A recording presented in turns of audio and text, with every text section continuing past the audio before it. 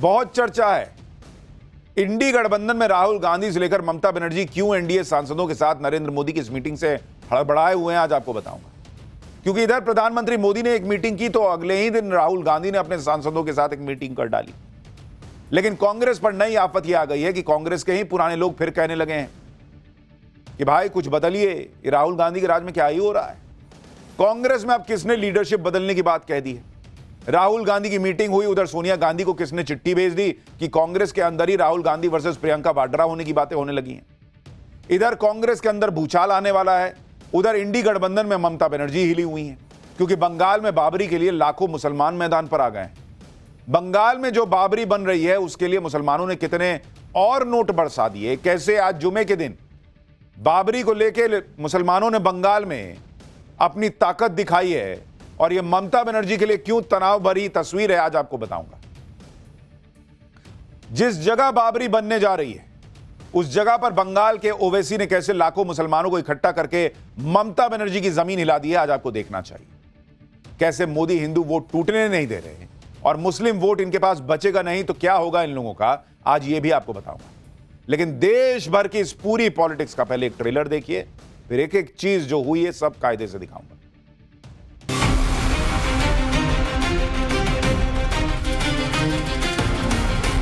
अमित शाह को देखा होगा डिस्टर्ब, गाली तक दे दी सदन में, तो मेंटली डिस्टर्ब थे, प्रेशर में थे।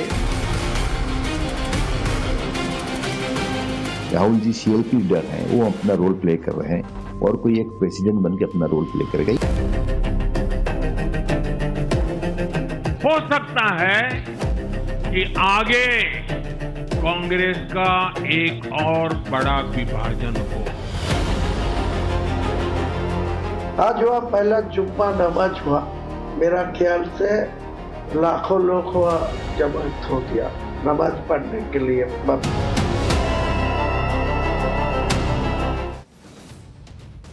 नरेंद्र मोदी ने अपने डिनर में क्या खेला किया कि उधर कांग्रेस में बगावत जैसी बातें शुरू हो गई हैं। ममता बनर्जी पर बाबरी का कैसे महासंकट आ गया है, इसके बारे में आगे बताऊंगा। लेकिन पहले आप आज की सबसे बड़ी तस्वीर देख लीजिए जो नरेंद्र मोदी के ऐसे ही जलवे को दिखा रही है। नरेंद्र मोदी कहीं मौजूद नहीं भी रहते हैं तब भी दुश्मनों की कैसे क्लास लग जाती है। आज की सबसे बड़ी तस्वीर आपको दिखा रहा हूं। भाई पुतिन भारत आए थे, नरेंद्र मोदी के साथ सेल्फी ले रहे थे, आपने देखा था। लेकिन पाकिस्तान के प्रधानमंत्री को पुतिन ने जैसे बैठा के छोड़ दिया, उस तस्वीर की अब पूरी दुनिया में चर्चा हो रही है।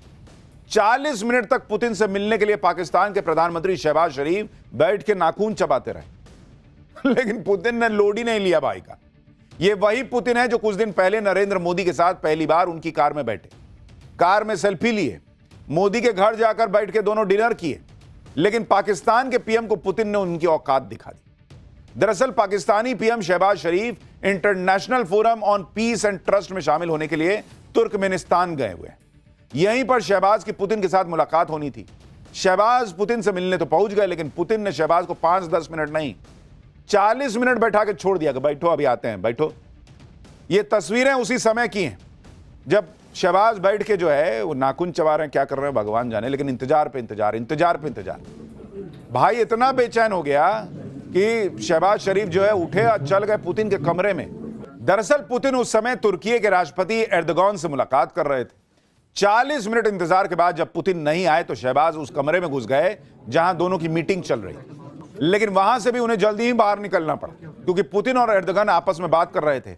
शहबाज शरीफ को कोई किसी ने भाव ही नहीं दिया, कोई बात ही नहीं की। तो आप सोचिए कितनी बेइज्जती है कि पहले 40 मिनट इंतजार किया, उसके तनतनाते हुए गया है कि भाई जैसे अंदर जाके पुतिन को ही डांट देगा कि कहां हमको बैठा दिए। वहां 2 मिनट इसको बैठा के फिर बाहर कर दिया कि जाओ बाहर जाओ। आप ये भी देखिए कि पहले पुतिन ने शहबाज को मुलाकात के लिए 40 मिनट इंतजार कराया, और जब फोटो सेशन की बारी आई तो दूसरे नेताओं से हाथ मिलाते हुए पहुंचे पुतिन ने वहां पर भी पिछली कतार में खड़े शहबाज को इग्नोर मार दिया। पुतिन ने शहबाज की तरफ देखा तक नहीं। आप देखिए क्या हुआ है वहां पर। देखिए ये नरेंद्र मोदी की डिप्लोमेसी का इंपैक्ट माना जा रहा है कि पुतिन इस वक्त समझते हैं, वो पुतिन थोड़ी ट्रंप की तरह है कि अपने निजी फायदे के लिए जो है वो मुनीर को गोद में बैठा लिया, देश जाए बाढ़ में। यहां उनको पता है भाई कि पाकिस्तान से सटना है कि भारत से सटना है, तो उन्होंने औकात दिखा दी पाकिस्तान को। भाई यहां पुतिन के आने के पहले पाकिस्तान को इन्होंने धमका दिया था रशिया वालों ने कि कुछ गलत करोगे तो भुगतना पड़ेगा। अब यहां पर जिस तरीके से औकात दिखाई है, पाकिस्तान को समझ में आ रहा है कि भैया मामला गड़बड़ है, ये आदमी सटाने के ही मूड में नहीं है पाकिस्तान को। और ये भारत की ताकत आज की डेट में नरेंद्र मोदी ने बनाई। पीएम मोदी के दोस्त पुतिन ने पाकिस्तान की गजब बेइज्जती कर दी। पाकिस्तान ट्रंप से F-16 वाला पैकेज पाकर बड़ा उछल रहा था, लेकिन पुतिन ने पीएम मोदी से उलझने वाले पाकिस्तान को बढ़िया सबक सिखाया। यानी कूटनीति में बड़ा धमाका हो गया। अब आते हैं देश में क्या धमाका हो रहा है पॉलिटिक्स में। सबसे पहले आपको आज की दो बड़ी सियासी तस्वीरें दिखा देता हूं। पहली तस्वीर पीएम मोदी की एनडीए नेताओं के साथ डिनर पार्टी की है। पार्टी कल हुई थी, लेकिन उसकी तस्वीरें अब आज नई डिटेल के साथ सामने आई हैं। दूसरी तस्वीर राहुल गांधी की मीटिंग की है। आज राहुल गांधी ने कांग्रेस सांसदों के साथ संसद परिसर में मुलाकात की। संसद में कांग्रेस की रणनीति पर भी बातचीत हुई है। यानी उधर नरेंद्र मोदी ने मीटिंग की, इधर राहुल गांधी ने कहा कि मैं कैसे पीछे रहूंगा, बुलाओ मीटिंग बुलाओ, हम लोग में मिलेंगे। दोनों तरफ तैयारी हुई है। सबसे पहले आपको पीएम मोदी के डिनर की जो नई तस्वीरें आई हैं, पहले वो दिखा देता हूं। इस तस्वीर में पीएम मोदी एनडीए के सहयोगियों से मिलते दिखे। जेडीएस के नेता और पूर्व पीएम एचडी देवेगौड़ा का हाथ पकड़े हुए उनके साथ पूरी आत्मीयता से मिल रहे हैं। उनके साथ जगदंबिका पाल भी खड़े दिख रहे हैं। दूसरी तस्वीर में पीएम मोदी एनडीए और बीजेपी नेताओं के साथ खाने की टेबल पर बैठे हुए दिख रहे हैं। पीएम मोदी ने एक साइड में एचडी देवेगौड़ा और दूसरी साइड में प्रफुल्ल पटेल को बैठा रखा है, और बाकी वहां पर रविशंकर प्रसाद भी दिख रहे हैं, जगदंबिका पाल दिख रहे हैं, एचडी देवेगौड़ा दिख रहे हैं। ये तस्वीरें दिख रही हैं। पीएम मोदी ने कल अपने घर पर एनडीए नेताओं के लिए डिनर पार्टी आयोजित की थी। इस मेगा पार्टी में खाने के 54 टेबल लगे हुए थे। देख रहे हैं, सांसद ही इतने बैठा दिया है, सब खाओ मजा से। सूत्र बता रहे हैं कि डिनर पार्टी में प्रधानमंत्री नरेंद्र मोदी सारे टेबल पर जा जाके बैठे हैं, सबसे मिले। पर्सनली सभी टेबल पर जाकर उन्होंने सभी सांसदों का हालचाल पूछा कि सब ठीक चल रहा है, क्या कर रहे हो, कैसे कर रहे हो, क्या करना है। डिनर को लेकर पीएम मोदी ने सोशल मीडिया पर बताया कि डिनर के लिए एनडीए सांसदों को होस्ट करना अच्छा लगा। एनडीए परिवार सुशासन, राष्ट्रीय विकास और क्षेत्रीय आकांक्षाओं के प्रति साझा प्रतिबद्धता का प्रतिनिधित्व करता है। हम आने वाले सालों में अपने राष्ट्र के विकास पथ को मजबूत करने के लिए मिलकर काम करते रहेंगे। इस डिनर पार्टी को बिहार की जीत के जश्न से भी जोड़ा जा रहा है। जिस तरह बिहार में एनडीए ने एकजुटता दिखाते हुए चुनाव लड़ा, उसका परिणाम मेगा जीत के तौर पर दिखा। इसलिए एनडीए सांसदों की डिनर पार्टी का एक मैसेज यह भी रहा कि आगे भी इसी एकजुटता के साथ काम करना। इससे एक मैसेज और चला गया कि नरेंद्र मोदी के नेतृत्व में एनडीए तो एकजुट है, यहां सिर्फ फुटअव्वल नहीं है, लेकिन इंडी वाले चाह के भी अपने अपने फायदे के चक्कर में कभी सेट नहीं हो पाए, कभी नहीं हो पाए। भाई आम आदमी पार्टी तो अलग ही चल रही है, टीएमसी अपना अलग हिसाब रखती है, बाकियों का अलग हिसाब चल रहा है। इधर पीएम मोदी के नेतृत्व में एनडीए परिवार पार्टी कर रहा था, उधर इंडी गठबंधन में सन्नाटा। संसद में नेता विपक्ष राहुल गांधी को विपक्षी दल पूछ ही नहीं रहे। राहुल गांधी कांग्रेस सांसदों के साथ ही मीटिंग करके कुछ माहौल बनाए कि लगे कि हाँ भाई कुछ है। अब सांसद ही उनके कितने हैं गिन के, तो बेचारे जितने थे उनको बैठा दिया गया, बैठो सुनो मेरी बात। मीटिंग में राहुल गांधी ने कांग्रेस सांसदों के परफॉर्मेंस की तारीफ की। संसद में बहस के दौरान कांग्रेस सांसदों के प्रदर्शन को बढ़िया बताया। वंदे मातरम पर प्रियंका वाड्रा और मल्लिकार्जुन खड़गे की बहस की तारीफ की गई। इस बात पर भी कांग्रेस सांसदों ने अपनी ही पीठ थपथपा ली कि उन्होंने मौजूदा मुद्दे जैसे इंडिगो, प्रदूषण और नए लेबर कोड जैसे मुद्दे संसद में उठाए। लोकसभा में कांग्रेस के चीफ व्हिप के सुरेश ने बताया कि यह रूटीन मीटिंग थी। संसद में सांसदों के परफॉर्मेंस को रिव्यू किया गया, उनकी बात सुनी गई, फीडबैक लिया गया। पर पब्लिक तो पूछती है कि फीडबैक तो ले लिए, उसके बाद कुछ बदलते हैं क्या? बदलते हैं ये नहीं है। बैठक के बाद नेता विपक्ष राहुल गांधी ने कहा कि संसद में हमने सरकार के नैरेटिव की धज्जियां उड़ा दी। जैसे उनके बोलने पे भूकंप आता है, वैसे ही धज्जी उड़ी। सोशल मीडिया पे लोग हंस रहे हैं कि इलेक्शन रिफॉर्म पे बोलना था, और जब अमित शाह ने जो है धज्जियां उड़ानी शुरू की तो सब उठ के चल दिए। बीजेपी वाले बोलते रह गए कि भाग गए, देखो भाग गए। और अब राहुल गांधी कह रहे देखा हमने तो धज्जी उड़ा दी। सुनिए एक बार। वंदे मातरम और एसआईआर पे तो एक्रिमोनियस चर्चा हुई, और मुझे तो काफी अच्छा लगा क्योंकि दोनों डिबेट्स में हमने मतलब धज्जियां उड़ा दी उनकी। आपने अमित शाह को देखा होगा, डिस्टर्ब गाली तक दे दी सदन में, तो मेंटली डिस्टर्ब थे, प्रेशर में थे। और उसका रीजन है क्योंकि वो वोट चोरी में मतलब पूरा का पूरा ढांचा इन्वॉल्व है, वो तो पूरा देश जानता है। तो राहुल गांधी बता रहे हैं कि आदमी मेंटली डिस्टर्ब होता है तो उसके मुंह से अब शब्द निकल जाते हैं। अब राहुल गांधी के मुंह से भी एक बार संसद में एफ वर्ड निकल चुका है। उनका क्या सीन था? डिस्टर्ब थे। इधर राहुल गांधी कह रहे हैं कि उन्होंने सरकार की धज्जियां उड़ा दी, लेकिन यहां उनके ऊपर ही एक लेटर बम फट गया है जिससे कांग्रेस में खलबली मच गई।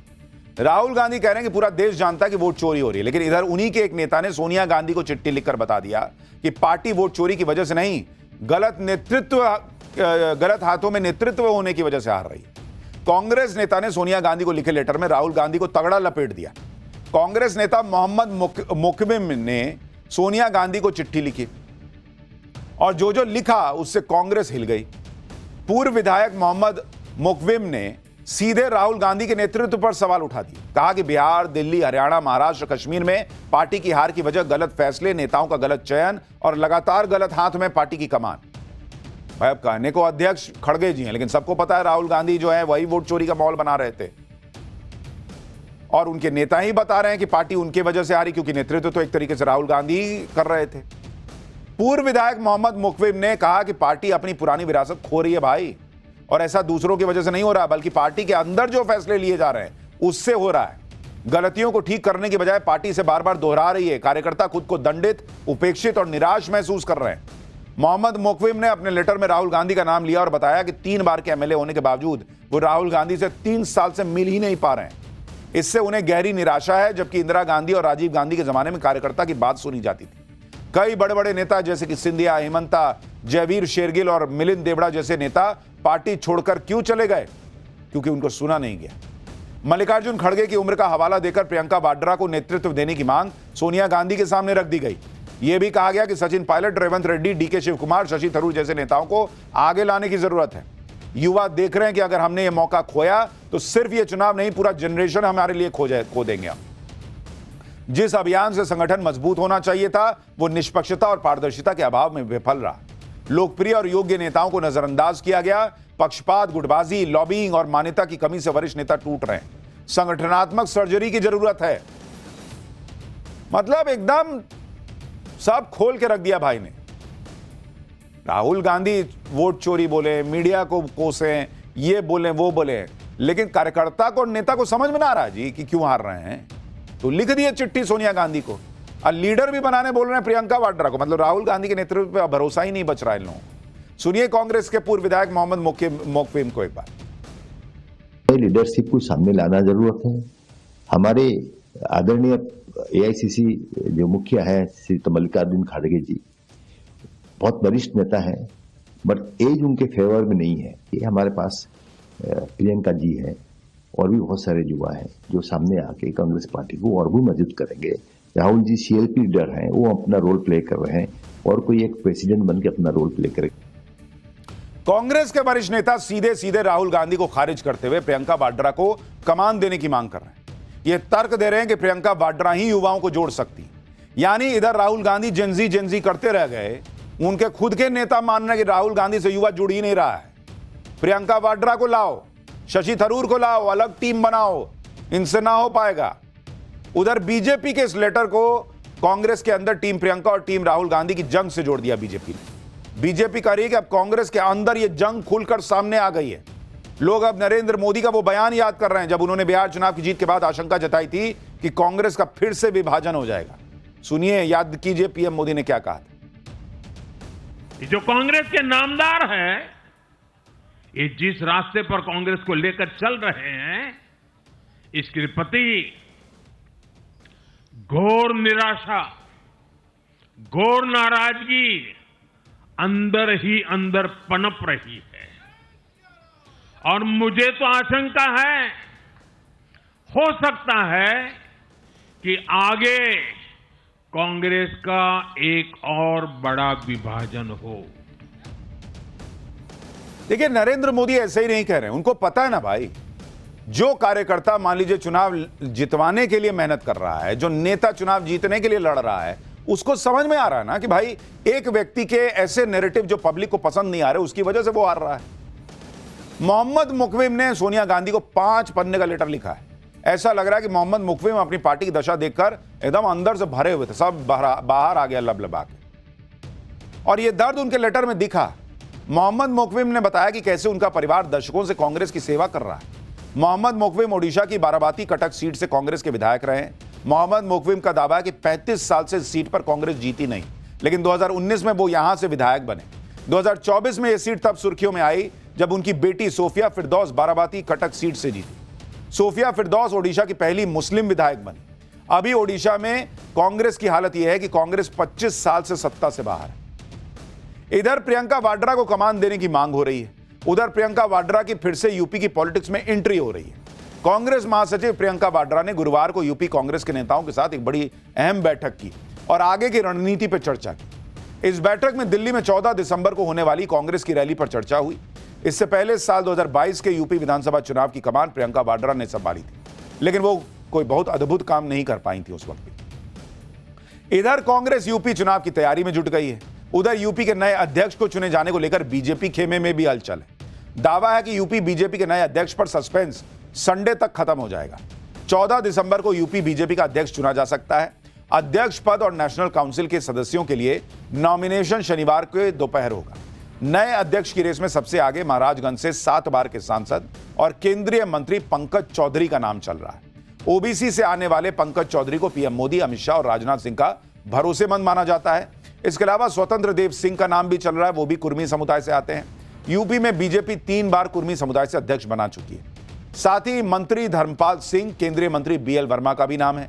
पूर्व केंद्रीय मंत्री साध्वी निरंजन ज्योति और केशव प्रसाद मौर्य के नाम की भी अटकलें लग चुकी है। लेकिन यह बात तो सबको पता है कि जो नाम चर्चा में होते हैं अक्सर उनका नंबर आ ही नहीं पाता। नए अध्यक्ष के चुनाव को लेकर मौजूदा यूपी बीजेपी अध्यक्ष भूपेंद्र चौधरी भी पीएम मोदी से 35 मिनट की मुलाकात कर चुके हैं। नए अध्यक्ष को लेकर गुरुवार को दिल्ली में बीजेपी की टॉप लीडरशिप की बैठक भी हुई थी। यानी इधर बीजेपी भी कमर कस रही है और लोग पूछ भी रहे हैं कि भाई बीजेपी का नेशनल प्रेसिडेंट कब बदलेगा। भाई नड्डा जी का एक्सटेंशन पे एक्सटेंशन हुए जा रहा है। For more of such videos, do like, share and subscribe to ET Now Swadesh.